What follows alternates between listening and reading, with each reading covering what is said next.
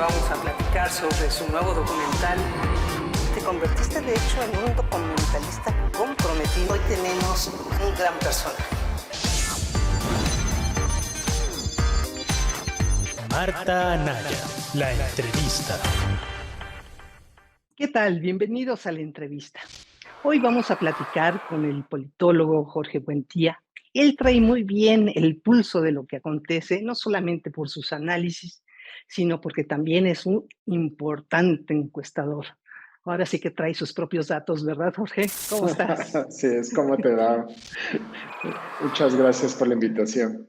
No, hombre, Jorge. Oye, para empezar, me gustaría que nos dijeras dónde está parado en este momento el PRI. Para bien, con sus preferencias, y para mal, por aquellos que lo rechazan. ¿Cómo está? ¿Cómo lo ves? Bueno, yo creo que es el momento más crítico en la historia del PRI, desde varias perspectivas. Simplemente empecemos por los datos duros, por llamarlo así. El porcentaje de votos que sacó en la elección presidencial de 2018, pues es lo más bajo de su historia. Ni siquiera los momentos tristes para el PRI, como lo fueron en 2006 con la candidatura de Roberto Madrazo, pues tienen paralelismo, ¿no? Ha sido el peor desempeño del PRI en una elección presidencial. Pero además, no solamente es esa coyuntura, esa elección presidencial, sino el contexto. Tiene ya solo 2 gubernaturas. En 2006 le fue muy mal con Madrazo, pero tenía la mayoría de las gubernaturas, le había ido bien en el legislativo, es decir, también estaba, digamos, en el contexto que pudo recuperar la presidencia 6 años después. El contexto de hoy día es otra historia, ¿no? Tiene muy Ahorita, pocos... ¿ahorita qué porcentaje tiene del electorado? Más o menos, Pues ¿cuántos votos? En las encuestas traemos de preferencia para el PRI hacia 2024, 16, 17, 18% en el mejor de los casos, ¿no? Que es más o menos similar a lo que sacaron en la elección presidencial de hace 4 años. Pero, como decimos, pues son los números más bajos. Pero ya cuando vemos el poder político tal cual, cuántos puestos de elección detenta, no solamente es débil en el legislativo, sino que solo le quedan 2 gubernaturas que se van a jugar el año que entra. Es decir, el futuro del PRI se juega en el Estado de México en unos cuantos meses, para ponerlo de esta manera. ¿Por qué? Porque es un partido, al igual que todos, pero creo que particularmente de particular relevancia para el PRI, porque el PRI es un partido creado desde el poder. Por ende, necesita del poder. El poder es su hábitat para, pues, digamos, poder manejarse. Y si pierde estas gubernaturas, pues va a estar en una situación muy, muy crítica. Que es Estado de México y Coahuila, la otra. Estado de México y Coahuila. Ahora, en términos de posicionamiento en la opinión pública, también pasa por un muy mal momento. El PRI siempre ha tenido muchos negativos, el partido con más negativos, pero tenía un número razonable, aceptable de voto duro, cosa que ha ido disminuyendo. Entonces, el riesgo para el PRI es que estos negativos, bueno, lo estén llevando todavía pues más hacia el precipicio, porque los negativos son muy altos, está cosechando pues todo lo que sembró y lo que dejó de hacer Enrique Peña Nieto, ¿no? Que está yo creo que cerca del 50% el negativo, el rechazo exactamente, al PRI. Entre rondando el 60% y solamente sus positivos son casi equivalentes a la intención de voto, ¿no? Es su voto duro. Siempre ha sido así, pero el voto duro cada vez es más pequeño. Ahora, tú pudieras decir en el contexto político, pues ciertamente ha habido muchos partidos, o no, sino muchos, algunos partidos, que con números similares al PRI en la elección previa, en intención de voto, logran repuntar en la presidencial. No perdamos de vista que, por ejemplo, Acción Nacional en 1997 obtuvo alrededor de 17-18% de los votos y 3 años después gana la presidencia de la República con Fox. Incluso el PRD, que no gana la presidencia en 2006 con Andrés Manuel López Obrador, pero estuvo a casi nada de lograrlo, así, pues también no llegó a ese famoso 20% que había prometido Rosario Robles en 2003 y lograron catapultarse. Es decir, tener 17, 18% no es tan grave, pero el problema es que el PRI no tiene pues lo que significaron Fox en su momento para Acción Nacional o Andrés Manuel López Obrador para el PRD. No tienen este liderazgo, esta cara nueva, que además tenían una base territorial que es muy importante, ¿no? El Bajío para Fox, la zona metropolitana de la Ciudad de México para Andrés Manuel López Obrador. Entonces, el PRI también carece de estos liderazgos y yo creo que ese es su principal flanco débil rumbo a 2024. Y fíjate, acaba de ocurrir la pasarela de presidenciales precisamente en el Revolucionario Institucional y presumieron a sus figuras. Según yo, pues las palmas se las llevaron Beatriz Paredes y Claudia Ruiz Massieu, las dos, por cierto, que votaron en contra de la militarización.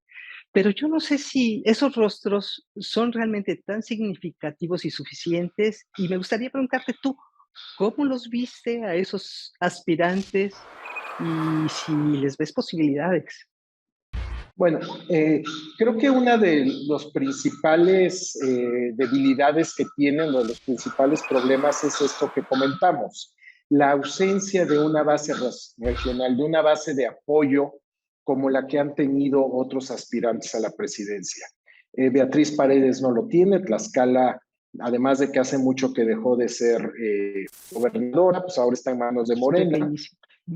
Claudia Ruiz Massieu, pues es una figura que no tiene ningún puesto de elección directo, ha sido representación proporcional, carece de esta base de apoyo, y así pudieras irte con varios de los que estuvieron compitiendo, incluso Alejandro Murat, que también aspira, pues su estado está ahora en manos de Morena. Entonces, ¿con qué fichas van a competir en la presidencial? Yo creo que ese es un problema real de datos duros, de base, de fuerza política. O sea que los que presentaron no te convencen, o sea, eso queda claro. Pues yo te diría que el que tiene la mejor plataforma es Alfredo del Mazo, ¿no? Y no se presentó, ¿no? Es el que tendría de manera natural, es el estado más grande, es una base de apoyo real, y si logra refrendar, pues el estado, pues de manera natural sería el aspirante más competitivo, el que permitiría al PRI tener mejores números. En cuanto a que convenzan o no convenzan, creo que estamos todavía en una etapa muy incipiente. Yo te diría desde afuera, algo que sí creo que necesitan trabajar es en el discurso. Es un discurso muy institucional, muy de priista. Cuando tú tienes, digamos, el ánimo social en una crítica constante a lo que llamamos el establishment político, ¿no? Hacia todos los que nos gobernaron anteriormente, pues volver a caer en este discurso de tipo institucional. O sea, ¿qué te dice que respetas a las instituciones cuando te queda claro que la opinión pública, pues precisamente lo que quiere es un cuestionamiento de estas instituciones, porque no les han funcionado? Y además, pues es el discurso imperante, ¿no? Solo basta oír al presidente de la República en las mañaneras, ¿no? Es un discurso de constante cuestionamiento, pues a cómo han funcionado las instituciones en el país. Oye, al escuchar los discursos también de los presidenciables priistas, me quedó claro que para ellos, si no van en alianza, no hay manera de derrotar a Morena. ¿Es así? Creo que es una apreciación correcta. Con estos, y yo creo que es correcta precisamente por lo que platicábamos. No tienen un liderazgo que les permita superar el umbral del 25%.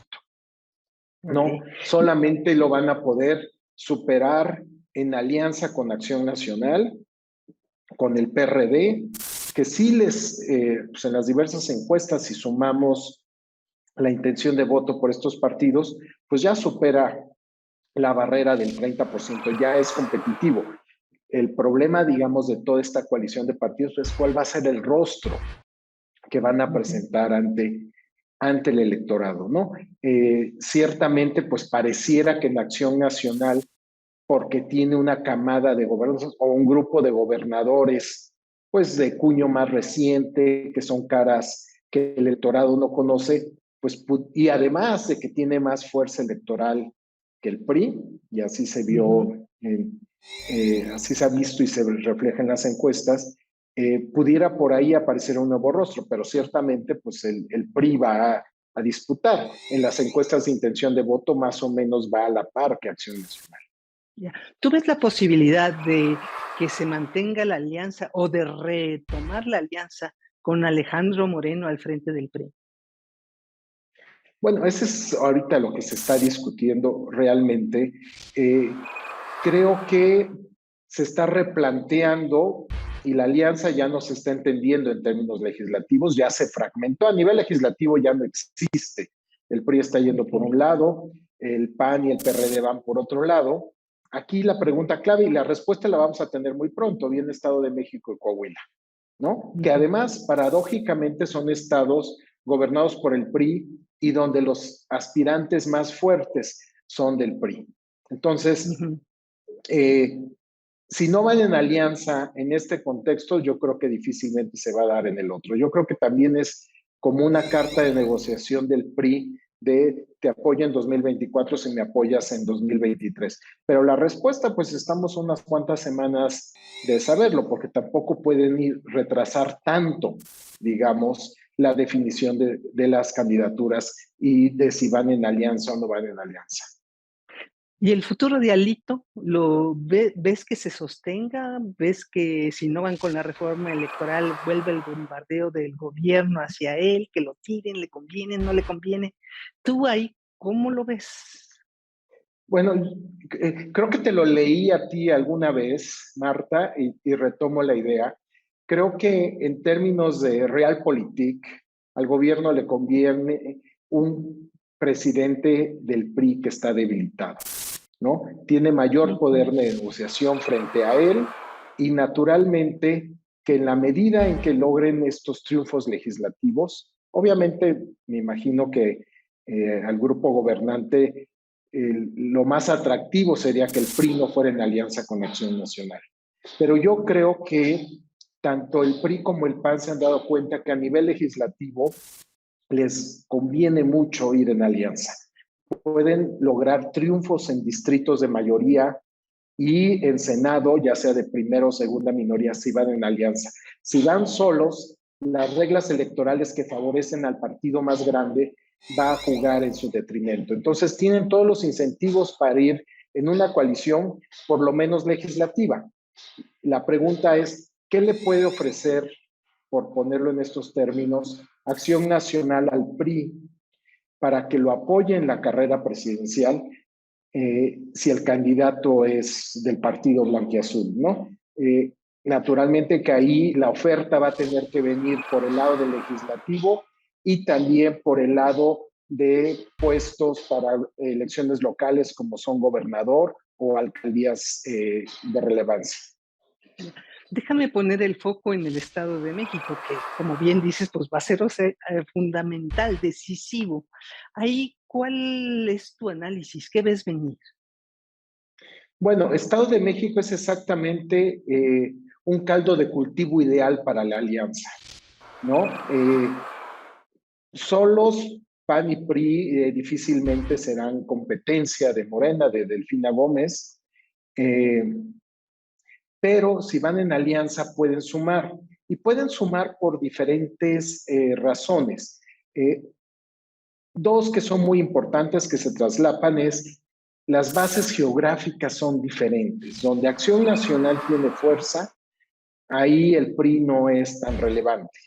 Y viceversa, donde el PRI tiene fuerza, Acción Nacional no es tan relevante. Entonces, suplen sus deficiencias, se compensan. Y esto se refleja no solo de manera territorial, sino también en diferentes grupos sociodemográficos. Digo, sabemos desde tiempo atrás que Acción Nacional le va muy bien entre los sectores más privilegiados de la sociedad, mientras que al PRI le va mejor en los sectores menos privilegiados.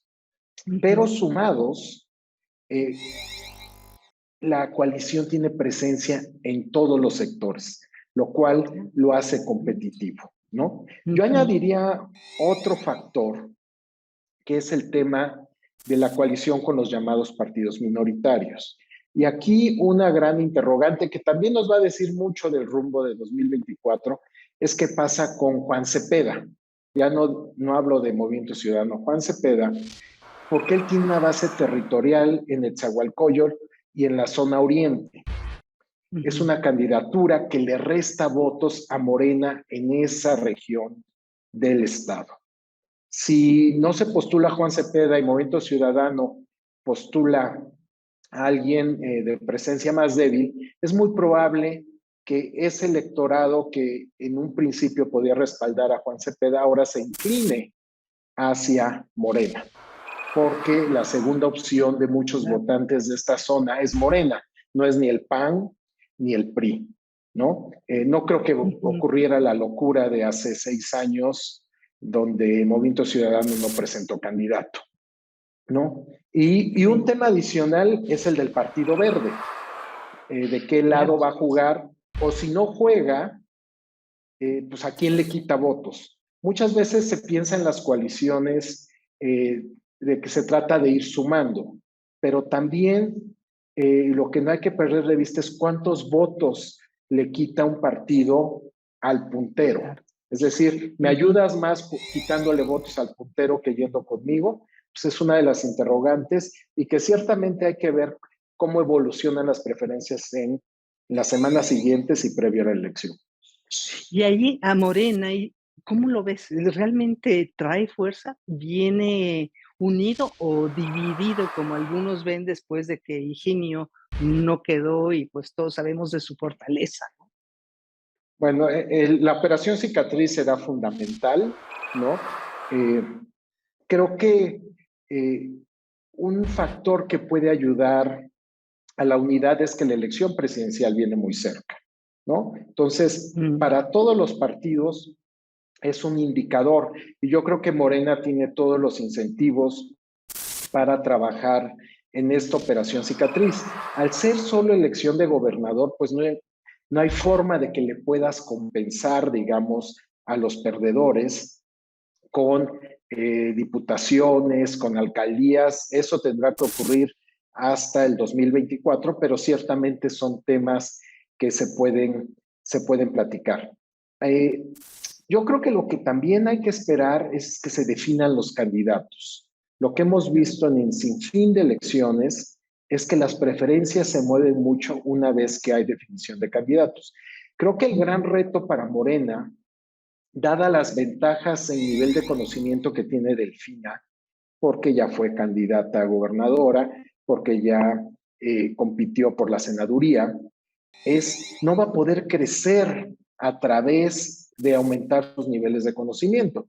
De hecho, es incluso hasta probable que disminuya la preferencia porque tradicionalmente los candidatos suben porque aumenta su nivel de conocimiento. Ella tendrá que Ujú. encontrar otra manera de hacer campaña para poder Ujú. mantenerse en esos niveles. Pero ahí ciertamente la variable crucial es a quién postula el PRI en particular y si van en coalición o no van en coalición. Otra Ujú. interrogante es que el electorado del PAN, y todo parece indicar que si hay coalición va a ser una banderada del PRI, Del PRI. Ujú. la gran interrogante es qué pasa con ese electorado panista, que se fija mucho más en los candidatos. ¿Podrá más la animadversión a Morena que la animadversión hacia el PRI entre el electorado panista? Pues es una de las grandes interrogantes, ¿no?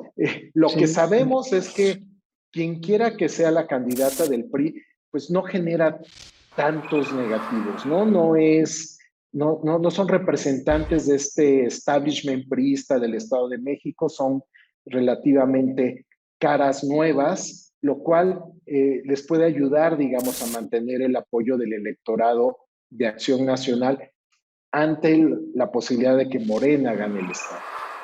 Ya.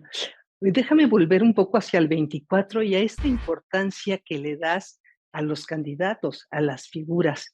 ¿Tú crees que esta próxima elección presidencial será más ideológica, como lo planteó un poco la 4T? ¿Es nuestro proyecto, es nuestro seguimiento, nuestras banderas, nuestros programas sociales? ¿O va a ser el candidato Andrés Manuel Tetraz y, por su lado, la oposición también con una ideología distinta, si es que la llegan a tener? Yo no lo sé. ¿Tú cómo ves esa confrontación? ¿Será ideológica o de hombres, de caudillos? Creo que es una mezcla, ¿no? Puede ser ideológica, tener un componente ideológico que lo hemos visto desde 2006, cuando la campaña negativa de López Obrador, un peligro para México, ¿no? Este tema de que nos están llevando, digamos, hacia la radicalización, hacia un sistema político tipo Venezuela, es algo que tiene cierto eco en una parte del electorado.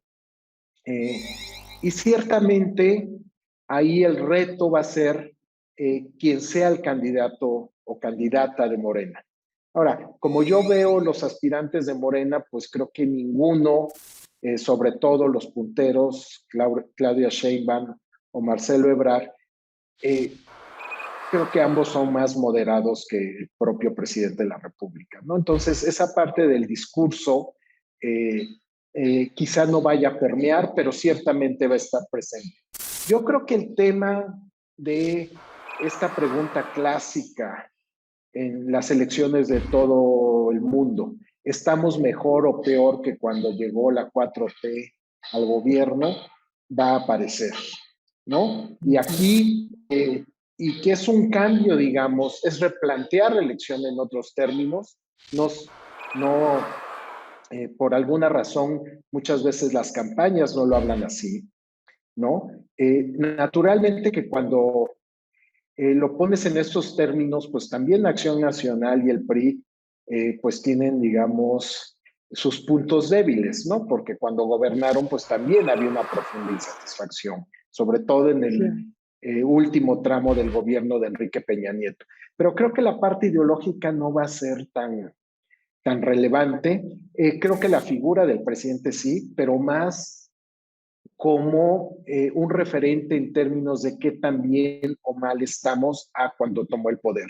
Naturalmente que va a haber muchos factores que pueden inhibir este castigo del electorado, sobre todo el tema de la pandemia, ¿no? Y ahora la guerra entre Ucrania y Rusia, bueno, la invasión rusa a Ucrania, pues son ciertamente factores internacionales donde el discurso oficial pues puede hacer referencia de que si hubiera sido otro el contexto internacional, pues las cosas habrían cambiado. Ya. Nos quedan casi 30 segundos, pero me llamó la atención, ¿por qué no mencionaste a Dan Augusto? Que yo ya lo veo, pues ahora sí que tomando velocidad. Sin duda está presente, solo que en las encuestas pues está en un lejano tercer lugar, y aunque está teniendo un activismo importante, por lo que hemos visto en otros procesos, cuesta mucho trabajo crecer en las encuestas en periodos diferentes a los periodos electorales, y también porque creo que hay una condición nueva. Hoy día el espectro de la opinión pública lo domina el presidente de la República y deja pocos resquicios de crecimiento para los demás. Entonces, en ese sentido, en la medida en que Morena definirá candidato a través de encuestas, pues sí va cuesta arriba el actual secretario de Gobernación. Jorge, buen día. Qué gusto escucharte, que participes, igualmente, que estés con nosotros. Pues qué gusto. Ahora sí que hasta la próxima. Que vamos a platicar sobre su nuevo documental. Te convertiste de hecho en un documentalista comprometido. Hoy tenemos un gran personaje. Marta Anaya, la entrevista.